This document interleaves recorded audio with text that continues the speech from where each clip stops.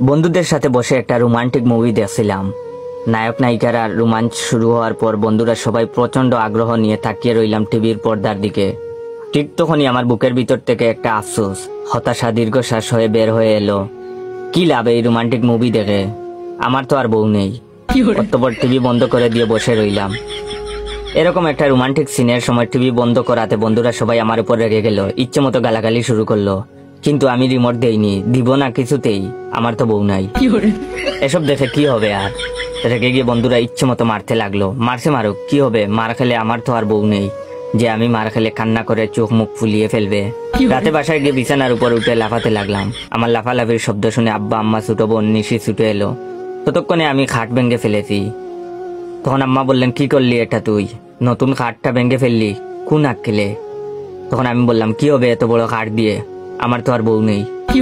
তখন আব্বা বললেন, হারামজাদা, জুতা পিটা করে আমি তোরে মেরেই ফেলবো।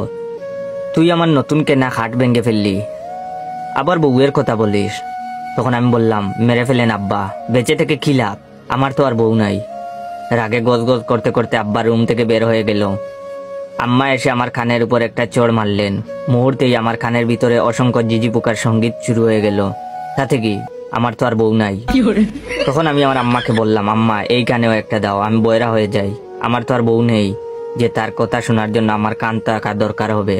মা বাগিনীর মতো হুঙ্কার দিয়ে ছোট বোন নিশিকে নিয়ে চলে যায়। বউয়ের কথা ভাবতে ভাবতে ঘুমিয়ে গেলাম। সকাল হতেই নিশি ডাকাডাকি শুরু করলো অফিসে যাওয়ার জন্য। 8টা বেজে গেছে। আমি প্রতিদিন আমার ছোট বোন নিশিকে স্কুলে নামিয়ে দিয়ে আমি অফিসে যাই। তো আজকে আমি আমার ছোট বোন নিশিকে বললাম, নিশি আজকে তুই একা একা যাস স্কুলে, আমি আর অফিসে যাব না, মেইল করে রিজাইন দিয়ে দিব। তখন নিশি বলল, কেন ভাইয়া, কি হয়েছে তোমার? আমি বললাম, কি লাভ চাকরি করে, আমার তো আর বউ নেই যার জন্য ইনকাম করা লাগবে। তখন ছোট বোন নিশি গিয়ে আব্বাকে বলে দিল কথাটা।